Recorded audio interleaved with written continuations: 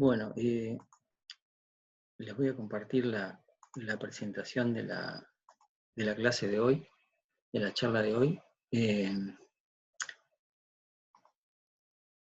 es sobre fisiología del sistema nervioso. Bueno, esto básicamente va a ser sobre fisiología neuronal, digamos, fisiología celular. Mi nombre es Mauricio Giuliodori, soy el profesor titular de la cátedra de fisiología.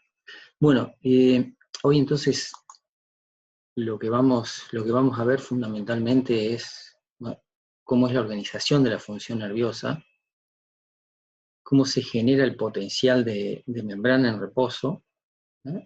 Y después cómo se producen los potenciales postsinápticos y los potenciales de acción, que esta por ahí es la parte más compleja de entender cuando ustedes leen los libros de fisiología, digamos. Para empezar, entonces, les quería mostrar un modelo de depósito de agua, que sería, o haría las veces, digamos, de una representación gráfica de los espacios hídricos del organismo, el líquido intracelular y el extracelular, o sea, esta célula representa todas las células del organismo. Y lo interesante de ver acá es cómo se distribuyen los iones monovalentes en los dos espacios, digamos.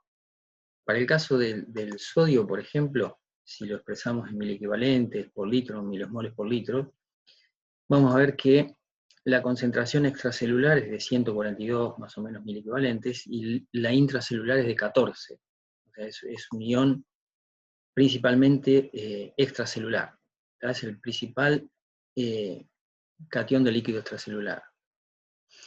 Si vemos, por ejemplo, cómo se distribuye el potasio, que es otro de los cationes monovalentes importantes, van a ver que, de vuelta en milequivalentes por litro o milosmoles, tiene 140 dentro de la célula y 4 por fuera, o sea que el potasio es fundamentalmente un catión abundante en el espacio intracelular. O sea, como para que vayan teniendo una idea, podríamos decir que ya el espacio extracelular es una mezcla de cloruro de sodio con alguna otra cosa más, y el intracelular son sales de potasio con aniones que podrían ser, por ejemplo, proteinatos, ácidos nucleicos y demás. Lo otro interesante también de ver, además de los electrolitos, de los iones como el sodio y el potasio o el cloro, es ver cómo se distribuyen en lo que se conoce como coloides dentro de los espacios hídricos. Digamos, en este caso, a eso que hacíamos referencia recién, los proteinatos, los ácidos nucleicos, que estos no atraviesan la membrana celular por una cuestión de tamaño y de carga, y vamos a ver que esos coloides se encuentran mucho más concentrados, digamos, dentro de la célula que fuera de la célula. O sea, el espacio intracelular tiene una concentración mucho mayor que afuera. Esto para atravesar la membrana lo hacen por transporte, ¿cómo es? Transporte en masa, digamos. Mientras que los iones como el sodio o el potasio lo hacen a través de canales o de transportadores, ¿no? Pero bueno, estos no la pueden atravesar. Y se encuentran en mucha mayor concentración entonces dentro de la célula que afuera.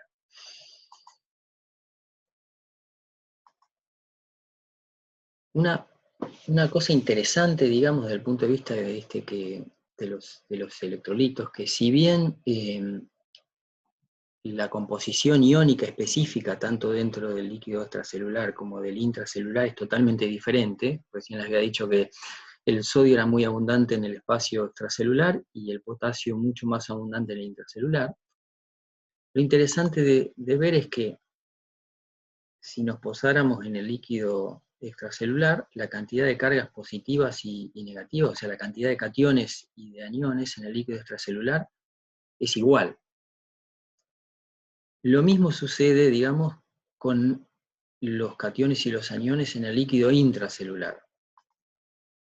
En el líquido intracelular, entonces, hay igual cantidad de cationes que de aniones. O sea, hay un balance de cargas positivas y negativas, tanto en el espacio por fuera de las células como un espacio dentro de la célula. Eso es lo que se conoce como principio de electroneutralidad. Ahora, lo interesante es lo siguiente: a pesar de que hay electroneutralidad, digamos, en cada espacio, la célula es capaz de generar una corriente eléctrica, digamos. La célula se comporta como una pila. Entonces, es interesante ver cómo una célula que tiene 100, 200, 300 micras de tamaño puede generar un potencial de membrana de alrededor de 100 milivolts, digamos, que es, si se ponen a pensar, una pila, una batería, una AA, AAA, tiene 1,5 volts de electricidad, o sea, genera 1500 milivolts.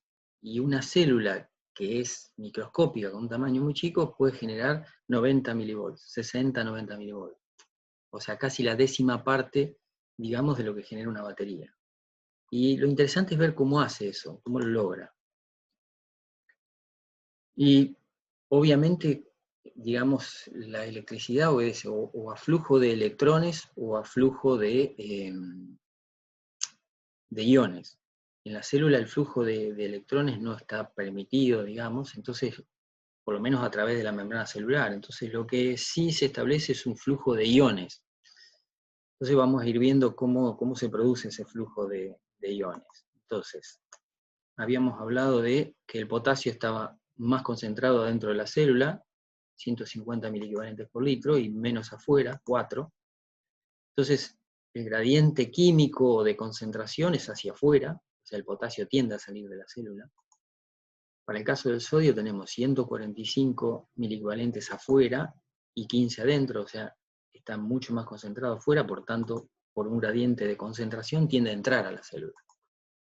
Por otro lado tenemos el cloro, que es el otro ion monovalente, un anión monovalente, mucho más concentrado afuera, 110 miliequivalentes por litro, contra 10 adentro. Entonces el cloro tiende, por gradiente de concentración, tiende a entrar, por gradiente de concentración o gradiente químico. Pero no es el único gradiente, digamos, que interviene en el movimiento de iones a través de la membrana. Hay otro que es el gradiente eléctrico. Acá tienen, fíjense que el interior de la célula es negativo y el exterior es positivo. Entonces, para el caso del potasio, el gradiente eléctrico, digamos, es hacia adentro, o sea, las cargas negativas del interior de la membrana celular tienden a atraerlo, a retenerlo. Para el caso del del sodio, el gradiente eléctrico sí es hacia adentro, las cargas negativas tienden a atraer el sodio hacia adentro de la célula. Y para el caso del cloro, las cargas negativas del interior de la célula repelen, o sea, tiende por gradiente eléctrico a salir. Entonces, digamos, el sodio tiene gradiente químico y eléctrico hacia adentro de la célula. El potasio tiene gradiente químico hacia afuera y eléctrico hacia adentro de la célula. Y el cloro tiene gradiente eléctrico hacia adentro, perdón, gradiente químico hacia adentro y gradiente eléctrico hacia afuera. Entonces, en el caso del sodio tiende a meter cargas positivas, el potasio, si habláramos de concentración, tiende a sacar cargas positivas, y el cloro tiende a meter cargas negativas, en cuanto a gradiente, digamos, de concentración. Uno de los investigadores que estudió ese potencial o esa diferencia de concentraciones y eléctricas que se producen a través de la membrana fue Nernst, y describió lo que se conocen como potenciales de equilibrio o potenciales de Nernst, que lo que hace principalmente es estimar, digamos, el potencial de membrana al que se alcanza el equilibrio o el flujo neto cero, o sea, cuando la cantidad que entra y que sale de un ion monovalente es la misma, digamos. Entonces, lo que hizo fue estudiarlos uno a uno por separado, digamos, para el potasio, para el sodio y para el cloro, y ver qué potencial se registraba en la membrana cuando se lograba ese equilibrio. Entonces, cuando ese flujo neto o la cantidad que difundía hacia adentro y afuera se equiparaba, no eran iguales, para el caso del potasio, digamos, el potencial de membrana que se registra es de menos 96 milivolts. O sea, un interior bien negativo. Para el caso del sodio, cuando el flujo neto es cero, o sea, cuando se equiparan las cantidades que entran y salen de sodio, el potencial de membrana es positivo en este caso, más 60 milivolts. Para el caso del cloro, que era el otro ion monovalente que le interesaba a NERSC, cuando el flujo neto es cero, fíjense que el potencial de membrana en reposo que se registra es de menos 64 milivolts. Entonces NERSC nos permitía estimar el potencial de membrana que alcanza la célula cuando se permite, digamos, alcanzar el flujo neto cero, para cada uno de los iones monovalentes por separado, para el sodio, para el potasio o para el cloro. Otro de los que estudió un tema un poco, digamos, similar fue Goldman, pero lo que hizo fue poner en juego, digamos, no solo digamos, las diferencias o los gradientes electroquímicos para los dos, sino incorporar el concepto de permeabilidad, o sea, qué tan fácil atraviesan la membrana los iones de estos monovalentes. Y no los hizo uno a uno por separado, sino consideró los tres en conjunto. Entonces, la ecuación de Goldman, digamos, estima el potencial de membrana en reposo en función de la permeabilidad y de la concentración, tanto afuera como adentro de la célula, de los tres iones monovalentes. Y hace esto para los tres en simultáneo, digamos. Entonces, para el caso del potasio, 154 afuera, y le asigna una permeabilidad de 1. Es arbitraria, digamos, y la membrana en reposo es bastante permeable al potasio. En el caso del sodio, 145 afuera, 15 adentro, pero la permeabilidad para el sodio, fíjense que es comparada con la del potasio, es 0,05. O sea, es 20 veces menos permeable la membrana celular en reposo para el sodio que para el potasio. Y en el caso del cloro, fíjense, 110 afuera, 10 adentro en cuanto a gradiente de concentración, pero fíjense que la permeabilidad de la membrana celular en reposo para el cloro es de 0,45, o sea, 2,2 veces menor entonces que la del potasio. Entonces, digamos, la membrana celular en reposo es muy permeable, digamos, al potasio, en una situación intermedia, una permeabilidad intermedia para el cloro, y es muy poco permeable al sodio. La cuestión es que acá por los canales estos proteicos, esos poros acuosos por donde pasan o difunden los iones, que son canales que no tienen regulación, o se llaman también canales de fuga, el sodio tiene una capa de hidratación o de solvatación que es mucho mayor, más grande, digamos. Entonces, le cuesta pasar por una cuestión de tamaño. Para el caso del potasio, digamos, como tiene una capa de hidratación o de solvatación menor, pasa más fácil a través del canal, del poro del canal de fuga, ¿tá? O canal no regulado.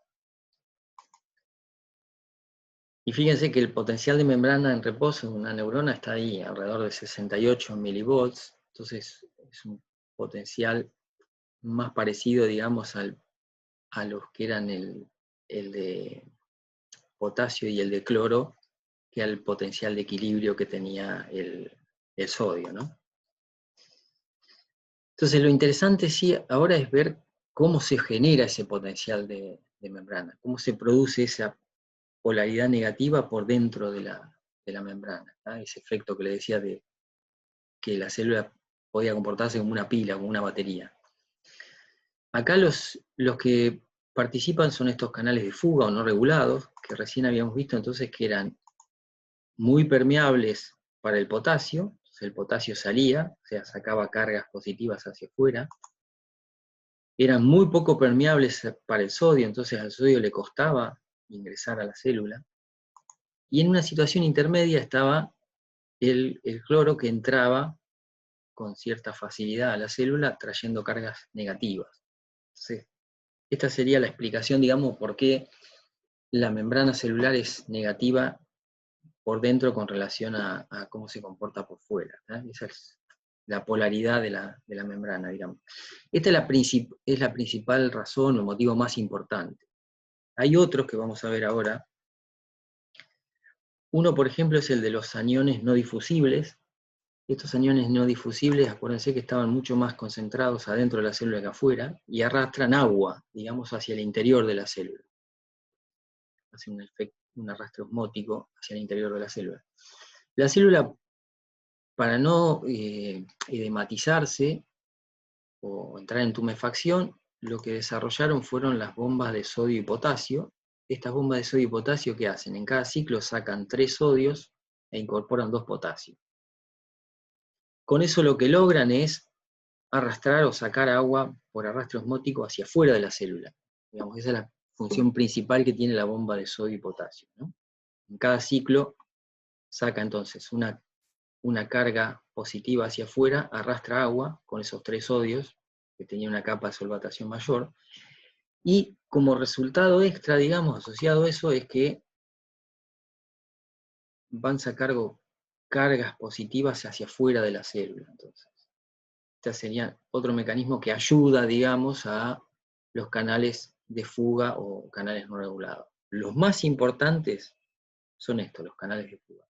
Pero así que se genera entonces el potencial de membrana en reposo. Y acuérdense, entonces, esto es interesante, que en el potencial de membrana en reposo la permeabilidad del potasio es 20 veces mayor que la del sodio y 2 veces mayor que la del cloro. Entonces, la salida de potasio a través de estos canales no regulados de fuga, digamos, es el motivo número 1 del potencial de membrana en reposo, de que las células tengan carga o se comporten como batería. Y ya relacionado, digamos, a esa polaridad de la membrana, podríamos ver qué es la despolarización de la membrana, o a qué nos referimos cuando hablamos de despolarización de membrana. Principalmente, cuando hablamos de polaridad, de despolarización o de potencial de acción, a lo que nos referimos es a la inversión de la polaridad de la membrana. Lo que antes era negativo pasa a ser positivo en el interior. Y acá los que participan fundamentalmente son otro tipo de canales, son los canales regulados por voltaje o sensibles al voltaje para sodio. Entonces ese sodio, acuérdense que estaba muy concentrado afuera de la célula, ingresa rápidamente hacia la célula. Entonces, la despolarización es esto, es la inversión de la polaridad de la membrana. Otro concepto relacionado a este es el de la repolarización,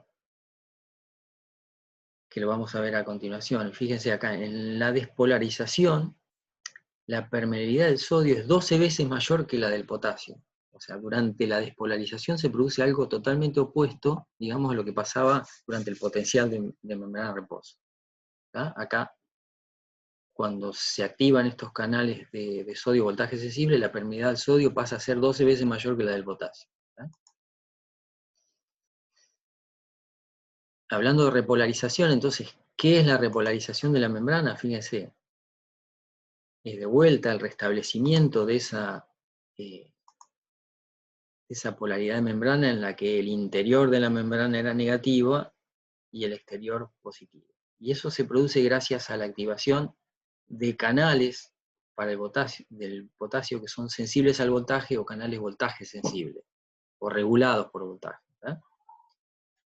Otra vez en esta situación, la permeabilidad de la membrana es mucho mayor para el potasio que para el sodio. Entonces así se logra rápidamente, abruptamente, digamos, repolarizar la membrana.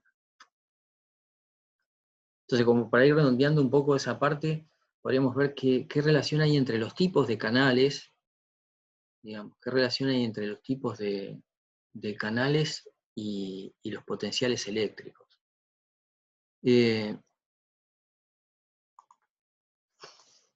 Entonces, dentro de estos canales iónicos de membrana tendríamos los no regulados o de fuga, que eran los que veíamos recién,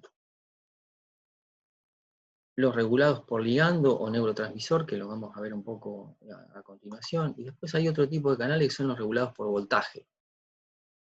Entonces vamos a ver que cada uno se asocia con un tipo de fenómeno, digamos.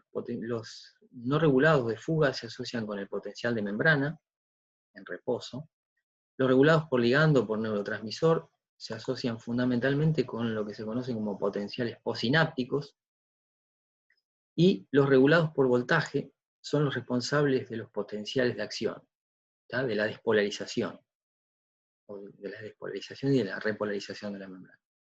Entonces, los no regulados, el potencial de membrana de reposo; los regulados por ligando o neurotransmisor, los potenciales posinápticos; y los de voltaje, los responsables de los potenciales de acción. Ahora vamos a ver cómo es el gráfico de un potencial de acción. Entonces acá tienen los milivolts de la membrana, y abajo en el eje en el eje horizontal los milisegundos. Entonces, potencial de membrana de reposo alrededor de 60 milivolts negativos, digamos. Esta línea cortada representa el umbral, el potencial umbral en el que se activan los canales esos regulados por voltaje. Entonces, fíjense, este es el esquema de un potencial de acción. La fase, digamos, del potencial de acción dura muy pocos milisegundos, 1 milisegundo, 2 milisegundos, 3 como máximo. Y tiene dos fases: una fase de despolarización, que es esta que va desde el umbral hasta que se invierte, digamos, la polaridad. Y después tiene una fase de repolarización, en la que vuelve a restablecerse un potencial de membrana en reposo. Activación de canales de sodio voltaje sensible, y esta otra, la repolarización, activación de canales voltaje sensibles para el potasio. Entonces fíjense, esta es la fase de despolarización. Se produce la apertura entonces y la activación de los canales voltaje sensibles para el sodio. Ingresa sodio masivamente a la célula, o sea, ingresan cargas positivas a la célula, entonces se invierte la polaridad. Y después tiene la fase de repolarización, que sería esta de acá, que es también por apertura de canales voltaje sensibles, pero para el potasio. Entonces sale masivamente de la célula potasio hacia afuera. Y ahí vuelve otra vez a restablecerse la polaridad de membrana, en la que el interior de la célula es negativo, ¿no? Una cuestión relativa a esto de los potenciales de acción es lo que se conoce como periodos refractarios. ¿Sí? Vamos a verlo, qué significan, digamos. Los canales estos voltajes sensibles de sodio tienen tres posiciones, digamos. Cuando el potencial umbral está entre menos 40 y 0, digamos, ahí están activos. Cuando están activos están abiertos, está entrando sodio. Entonces se logra invertir la polaridad. Una vez que el potencial de membrana está entre 0, la parte está positiva, que podría ser hasta más 30, y vuelve otra vez a empezar a restablecerse hacia el menos 40, en esta fase están inactivos. Cuando están inactivos están cerrados y no se pueden volver a abrir, no se pueden volver a activar. Esta es la responsable de lo que se conoce como periodo refractario absoluto. O sea, para poner un término sencillo, ¿esto qué significa? Que en ese momento no se puede volver a producir un potencial de acción nuevo. Es imposible, digamos. Y después tienen la otra fase de los canales estos voltajes sensibles para el sodio, que es cuando están cerrados. O sea, acá están cerrados, pero pueden volver a activarse. ¿Tá? Y esta posición, digamos, es lo que se conoce como periodo refractario relativo. ¿Por qué relativo? Porque, digamos, para generarse un nuevo potencial de acción, acá, habría que contrarrestar todo el potasio que está saliendo de la célula a través de los canales voltajes sensibles para potasio. Entonces, se necesitan estímulos acá, supraumbrales, o sea, estímulos muy grandes para llevar el potencial de membrana en reposo hasta el momento del umbral, y que otra vez pueda generarse un nuevo potencial de acción. Entonces, este periodo refractario absoluto, digamos, es el que determina la tasa máxima de descarga que puede tener una neurona por minuto, o digamos por segundo, más fácil. Yo les había dicho que esto dura, por ejemplo, el potencial de acción puede durar 1 milisegundo, entonces la tasa máxima, digamos, de descarga de una neurona son 1000 potenciales de acción por segundo. ¿Tá? Esa sería, más rápido que eso no puedo, no, es rapidísimo, ¿no? Pero más rápido que eso no puede, una frecuencia más alta que esa no puede tener de descarga. ¿Tá? Entonces, volviendo a los canales estos regulados por voltaje para los de sodio, puede estar activo, que cuando está activo está abierto, y es desde la despolarización hasta, digamos, desde el potencial de umbral ese de descarga de -40 hasta 0. Después el canal entra en una fase de canal inactivo, que esto sería el responsable entonces de ese periodo refractario absoluto, que es desde, digamos, desde 0 hasta hacia el pico de la espiga, en +30 más o menos, y vuelve otra vez a ir hasta el potencial de umbral, de -40. Y la tercera fase que tienen, digamos, es la de canal cerrado, que es la responsable del periodo refractario relativo, que esto sería de -40, o sea, desde el potencial umbral a -70 milivolts. ¿No? Son las tres fases, digamos, en las tres posiciones en las que puede estar el canal de sodio a este voltaje sensible. ¿Sí?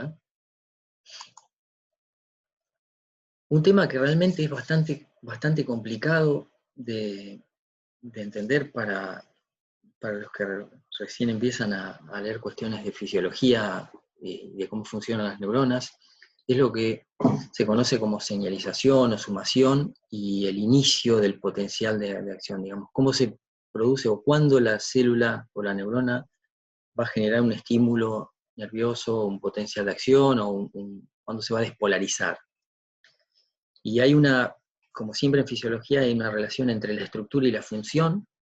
Acá en este esquema ustedes tienen en esta figura una neurona verde, digamos que podría ser un ejemplo de una motoneurona, y después tienen algunas aferencias acá en rojo y en negro, que son neuronas que en este caso son presinápticas para esta verde, y después tienen en lila o violeta dos neuronas que son posinápticas con relación a la neurona, esta motoneurona verde, ¿no? Entonces yo les decía que había una relación entre la estructura y la función, y podríamos empezar, por ejemplo, hablando de, en el dominio este de dendrítico, que es donde están todas las dendritas, fíjense que acá fundamentalmente lo que hay son canales regulados por ligando. ¿Tá? Las dendritas no tienen canales dependientes de voltaje, solo tienen canales regulados por ligando. ¿Tá? En el soma de la neurona también tienen canales de ligando, ¿tá? Y hay muy poquitos canales de voltaje. Toda esta zona, digamos, donde están fundamentalmente las dendritas, donde tiene la neurona verde la membrana postsináptica, que es donde recibe la información o la aferencia, es lo que se conoce como zona de recepción. Y en toda esta zona, como hay canales regulados por ligando, es donde se producen los potenciales postsinápticos. ¿Tá? Entonces los potenciales postsinápticos en una neurona se producen en las dendritas y en el soma, siempre digamos, en la sinapsis, en su membrana, que en este caso, para la neurona verde, va a ser una membrana postsináptica. ¿Tá? Ahí están entonces los canales regulados por ligando. Si nos movemos al inicio del axón, al cono axónico, fíjense que acá en el cono axónico tienen la concentración máxima o más alta de canales regulados por voltaje, o de canales de voltaje sensible.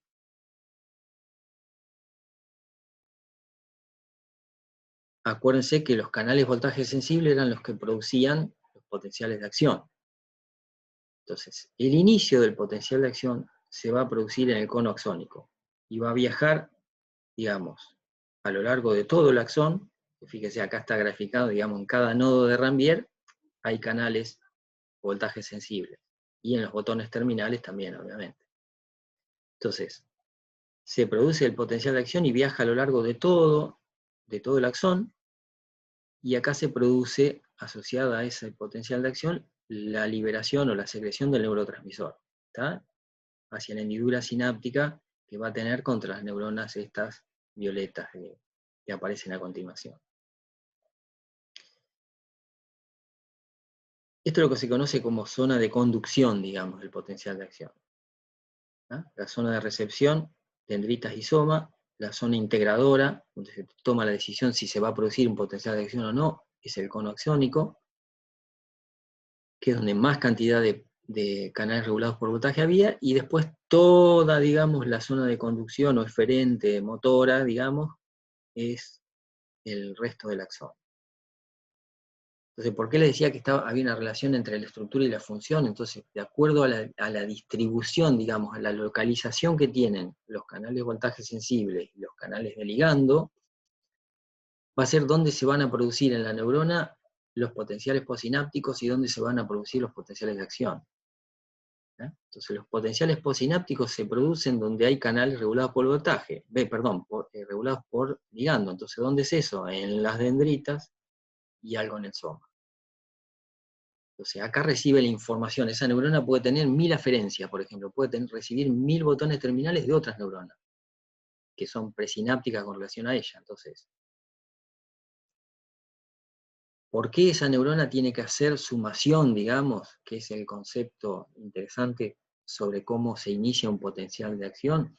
Y no le queda otra, porque en cada botón terminal, una vez que digamos, se produce un potencial de acción en este axón, va a haber liberación de neurotransmisores. Esos neurotransmisores van a producir potenciales postsinápticos en la membrana, que son cambios de polaridad en la membrana muy, muy chicos, no llegan a invertir la polaridad, modifican, o sea, la hipopolarizan o la hiperpolarizan. La hipopolarizan si están asociados a la entrada de sodio, y la hiperpolarizan si están asociados a la entrada de cloro o a la salida de potasio.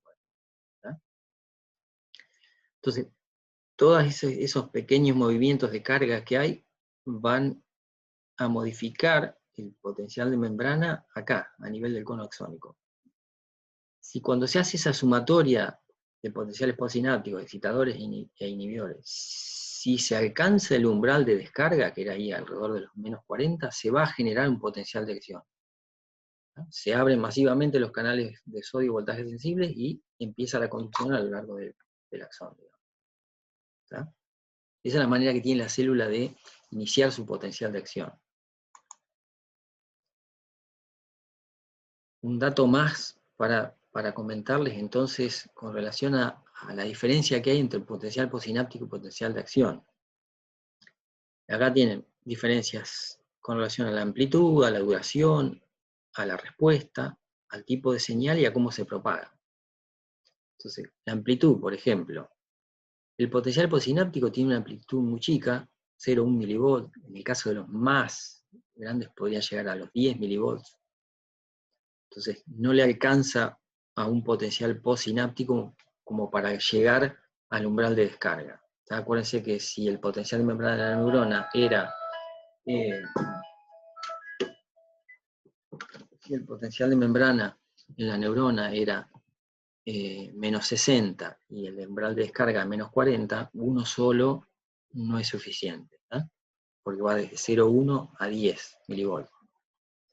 Y después, digamos, en el caso del potencial de acción es de 70 a 110, o sea, ese le alcanza totalmente para invertir la polaridad de la membrana.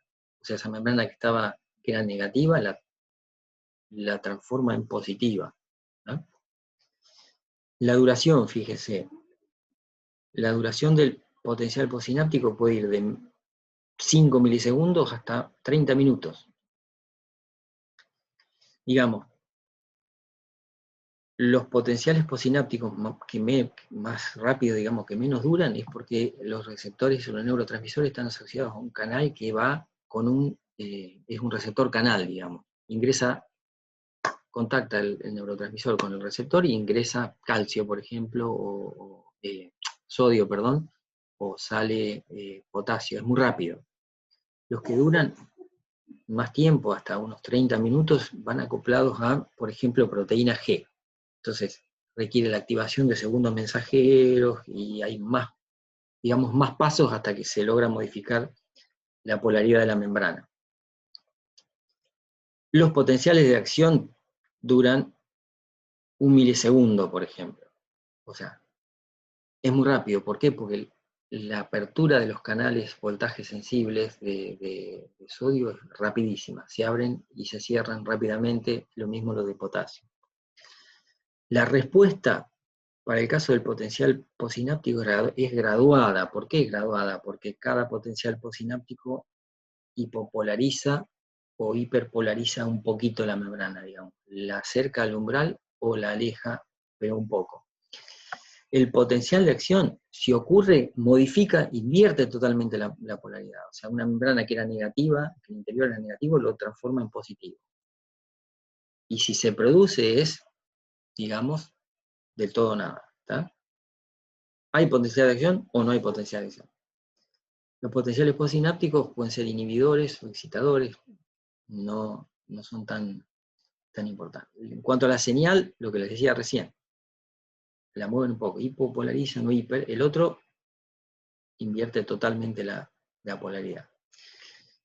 Otra de las diferencias es la propagación. La propagación en el caso de los potenciales postsinápticos es pasiva. ¿Qué significa esto?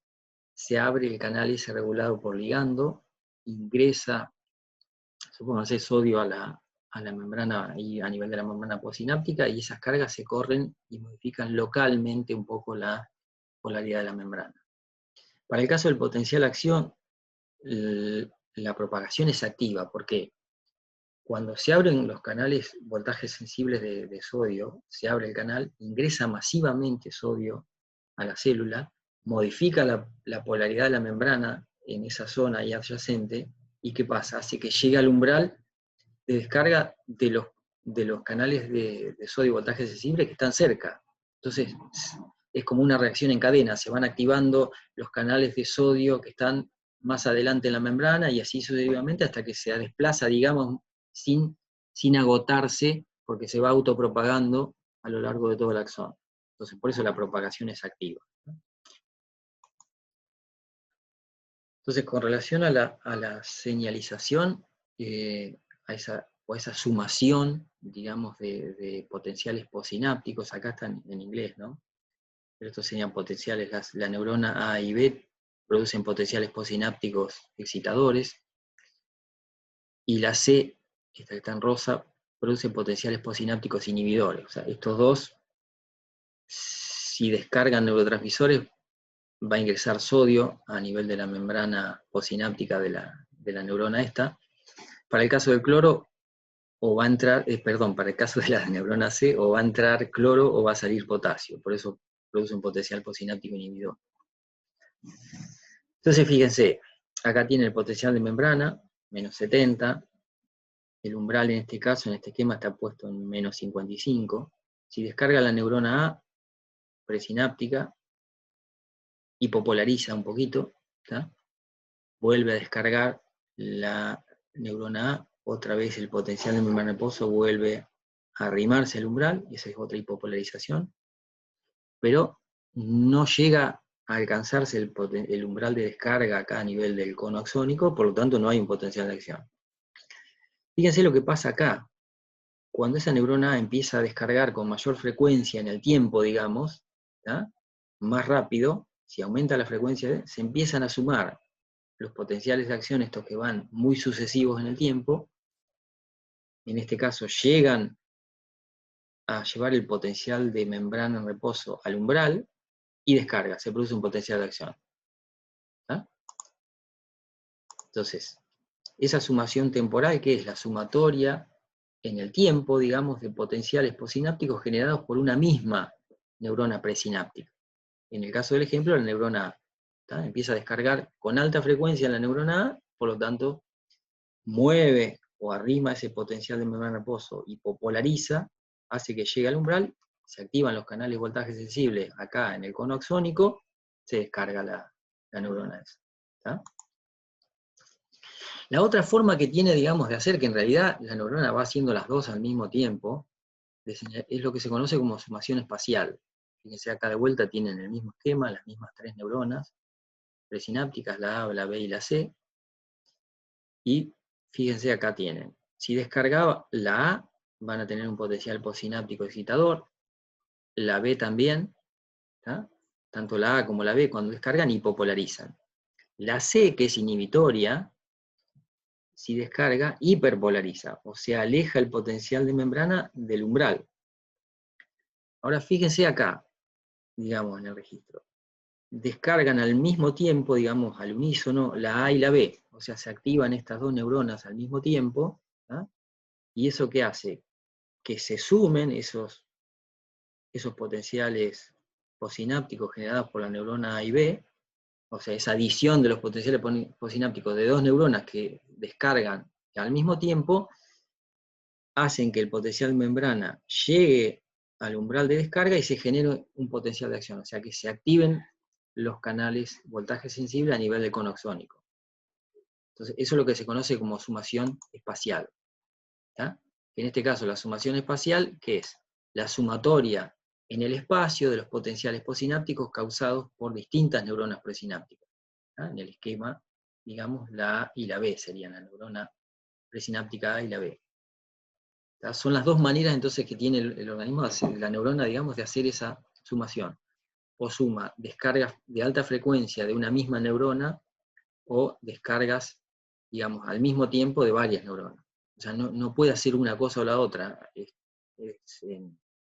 Digamos, esto lo va haciendo en simultáneo, ¿no? Entonces, como para que vean, digamos, cómo se generan los potenciales de acción en las neuronas, o de qué manera las neuronas pueden despolarizarse, digamos, generar un potencial de acción o un impulso nervioso. Entonces, el motivo número uno principal, digamos, de las neuronas es la sumación, tanto temporal como espacial, o temporoespacial, digamos, de los potenciales posinápticos, excitadores e inhibidores. Así es como funcionan, digamos, la mayor parte de las neuronas. O sea, hacen sumatoria de toda la señalización que reciben, de todas las aferencias que tienen. Si alcanzan el umbral de descarga, despolarizan y pasan la información, digamos, hacia las neuronas posinápticas en sus, digamos, en sus botones terminales, digamos, ¿no? Y descargan el neurotransmisor en sus botones terminales del axón. Entonces, esa es la manera en la que funcionan la gran mayoría de las neuronas, haciendo sumación temporoespacial de potenciales posinápticos. Y ahí definen si van a conducir un impulso, generar y conducir un impulso o no.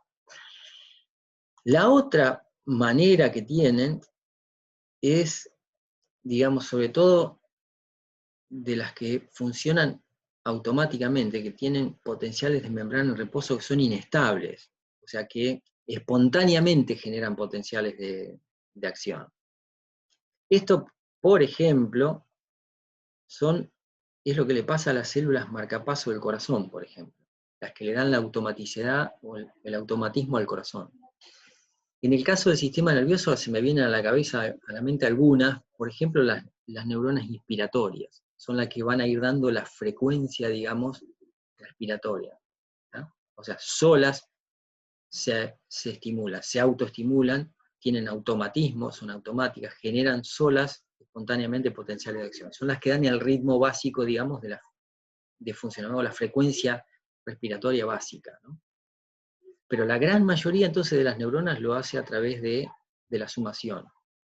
Solo algunas que tienen, digamos, esa capacidad de autoexcitarse, porque tienen un potencial de membrana en reposo que es inestable espontáneamente, son las que tienen automaticidad.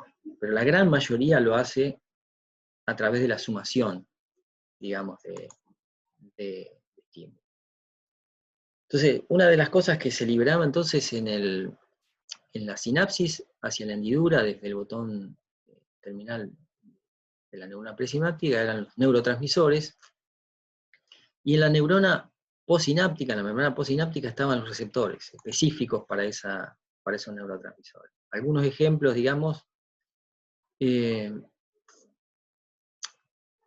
acetilcolina, glutamato, GABA, glicina, sobre todo el nicotínico de acetilcolina, van a funcionar con receptores asociados a canales, o receptores canales, digamos.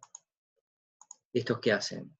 Van a producir potenciales posinápticos, excitadores e inhibidores, dependiendo de el canal, digamos, del ion que se abra con el canal, digamos, ¿no? Asociado a ese canal. Después, digamos, la acetilcolina con los receptores muscarínicos, la noradrenalina, la serotonina, dopamina, endorfinas, neuropéptidos, digamos, trabajan, la gran mayoría, en realidad, trabajan con receptores que están asociados a proteína G. ¿Tá? Estos intervienen, o sea, producen segundos mensajeros, entonces la traducción de esa señal lleva más tiempo, digamos, hay más pasos en el medio. ¿Tá? Pero entonces, por lo general, los neurotransmisores y los receptores son los que se van a encargar a nivel de la sinapsis de pasar la información de neurona a neurona, ¿no? Como ejemplos, por ejemplo, yendo a los casos de receptores autónomos, digamos, postsinápticos, ¿tá? Que serían los adrenérgicos y los colinérgicos muscarínicos, digamos, los beta 1, beta 2 y beta 3 adrenérgicos funcionan asociados a proteína G estimulante. Esta que hace aumenta la concentración de AMP cíclico, por ejemplo. Entonces, por lo general la célula va a tener una respuesta estimuladora. Después, los alfa 1 adrenérgicos y los colinérgicos muscarínico 1, muscarínico 3 y muscarínico 5 tienen receptores, entonces son receptores que están asociados a la proteína GQ. Estas lo que van a hacer es aumentar la producción de segundos mensajeros que son el diacilglicerol, el inositol trifosfato y indirectamente la concentración de calcio. Estos obviamente también generan una estimulación en la célula. Después, digamos, los adrenérgicos alfa 2 y los colinérgicos muscarínicos M2 y M4, digamos, muscarínico 2 y muscarínico 4, estos son receptores que funcionan asociados a la proteína G inhibidora. La proteína G inhibidora que hace, disminuye la concentración de MP cíclico. Por lo general, estos lo que producen es una respuesta inhibitoria. ¿Tá? Pero bueno, esto se lo quería mostrar como una especie de resumen, digamos, de los tipos de receptores y más o menos acoplados a qué tipo de proteínas funcionan, ¿no? Y una de las cosas que quería agregar también, como para ir cerrando esta primera parte, digamos, de la fisiología celular o neuronal, nosotros habíamos visto que en la neurona tenía un componente sensitivo, una zona sensitiva, donde había recepción de señales, que estaba formada por las dendritas y el soma, ¿eh? Y que era donde estaban los canales regulados por ligando, o por neurotransmisor, digamos. Entonces, esa zona receptiva le iba a enviar información a lo que sería el centro de control, o la zona de control, que es la zona integradora, que es el cono axónico, o sea, el segmento inicial del axón, que era donde estaban fundamentalmente los canales regulados por voltaje. Ahí era donde se tomaba la decisión de si se iba a disparar un potencial de acción o no. Se alcanzaba el umbral de descarga, digamos. Y después tenemos una zona motora, un componente motor, que estaba representado por la zona de conducción, que no eran ni más ni menos que el axón, digamos, y donde estaban los canales de voltaje, ¿tá? Canales regulados por voltaje. Entonces siempre la estructura de la neurona está así, tiene una zona de recepción, una integración, donde toma la decisión si va a generar un potencial de acción o no, y una zona de conducción, ¿tá? Que sería, digamos, la eferencia motora. Y la neurona es la unidad básica, digamos, o estructural del sistema nervioso. Entonces, el sistema nervioso también obedece a esa estructura, digamos. Hay receptores que están acoplados a neuronas sensitivas, que representan toda la vía aferente, digamos, la entrada de información al sistema nervioso, como va percibiendo, digamos, tanto el medio ambiente que rodea al animal como el medio interior del animal, o sea, todo lo que hay por fuera de las células. Hay un centro de control. En este caso, si habláramos de un reflejo, podría ser el centro de reflejo, que es donde están las sinapsis, ¿tá? Donde participan todas las interneuronas o neuronas de asociación. Y después tenemos las vías eferentes, que están representadas por las neuronas motoras, que estas le van a dar inervación a los efectores, que son los que ejecutan la respuesta, que podrían ser los músculos o las glándulas, ¿tá? Pero bueno, lo interesante es que, digamos, todo el sistema nervioso tiene la misma estructura que la neurona, o si lo quieren ver de otra manera, digamos, la neurona tiene la misma estructura que el sistema nervioso en su totalidad, digamos, una zona de recepción, la aferencia sensitiva, un centro de control que es donde se procesa toda la información y se toman las decisiones, un centro jerárquico, y después una zona, digamos, de eferencia, donde comunica qué es lo que va a hacer, y alguien que ejecuta las determinaciones que tomó el centro de ese control, ¿tá? Y esto, digamos, interesante porque la neurona tiene la misma estructura entonces que el sistema nervioso, o el sistema nervioso tiene la misma estructura que la neurona, ¿no? Zonas de recepción, zonas de integración de señal y zonas de, digamos, eferentes o motoras donde se ejecutan esas acciones que se tomaron. Bueno, hemos llegado al final, así que les agradezco que hayan visto el video este.